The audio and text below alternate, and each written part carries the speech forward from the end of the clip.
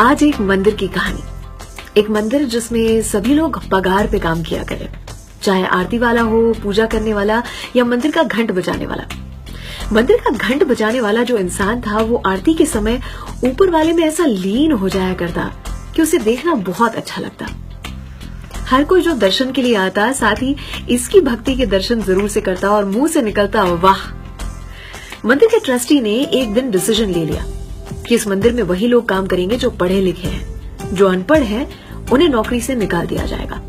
तो इस घंट बजाने वाले इंसान को उसे कैबिन में बुलाया गया और उसे कहा गया कि कल अपनी पगार लेने आ जाना और उसके बाद हमें तुम्हारे काम की जरूरत नहीं होगी। इस इंसान ने कहा कि अरे आप मेरी पढ़ाई लिखाई देख रहे हैं, मेरी भक्ति की शक्ति को तो देखें। लेकिन ट्रस्टी ने एक न सुनी।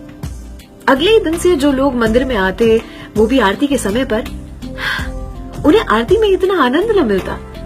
उसकी कमी जैसे खलने लगी थी। 7-8 लोगों ने डिसाइड किया और उसके घर पर पहुंचे और उसे सिर्फ इतना कहा कि तुम सिर्फ आरती के समय पर घंट बजाने आ जाया करना। उसने कहा कि मैं ये नहीं कर सकता क्योंकि ट्रस्टी को ऐसा लगेगा कि मैं लालच में आ रहा हूँ, काम की तलाश में आ रहा हूँ, पैसे की लालच में आ रहा हूँ। सभी ने कहा ये भी ठीक है। तो एक तोड़ निकाला कि मंदिर के ठीक सामने उसे एक दुकान खोल कर दी जाए और कहा कि पूरे दिन तुम वहां पर काम करना, सिर्फ आरती के समय पर तुम घंट बजाने आ जाया करना। किसी को ये महसूस नहीं होगा कि तुम किसी लालच में आते हो। और यही हुआ।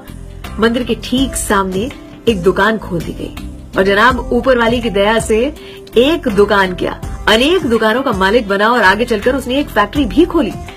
बड़ी सी गाड़ी में से उतरा करता लेकिन फिर भी आरती के समय पर ठीक समय पर घंट बजाने के लिए पहुंच जाया करता, वो भी उसी निष्ठा के साथ। काफी साल बीत चुके थे, ट्रस्टी भी बदल चुके थे, मंदिर को काफी साल बीत चुके थे तो रेनोवेशन की जरूरत थी।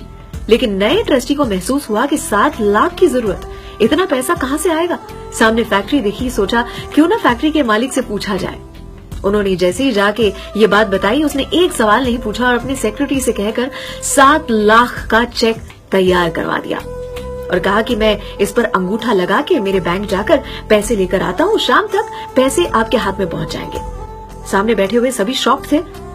उन्होंने पूछा कि आप इतने बड़े आदमी हो, फैक्ट्री के मालिक हो, लेकिन फिर भी आप पढ़े लिखे नहीं हो। इस पर उस इंसान ने क्या जवाब दिया जनाब कि अगर पढ़ा लिखा होता तो आज तक मंदिर में पढ़ा लिखा नहीं हूं तभी इस मुकाम तक पहुंच चुका हूं। वो करवाता गया, मैं करता रहा, सब ऊपर वाले की लीला है।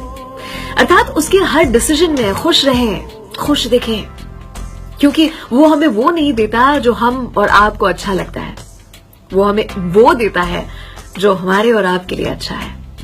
सलाम, दुआ, वणकम, प्रणाम, सत श्री अकाल। केम छो, सारू छे? अमदावाद आखुई मारू छे। अर्चना की ओर से। हमारे स्टूडियो में तो यही रहते हैं गन्नू भैया।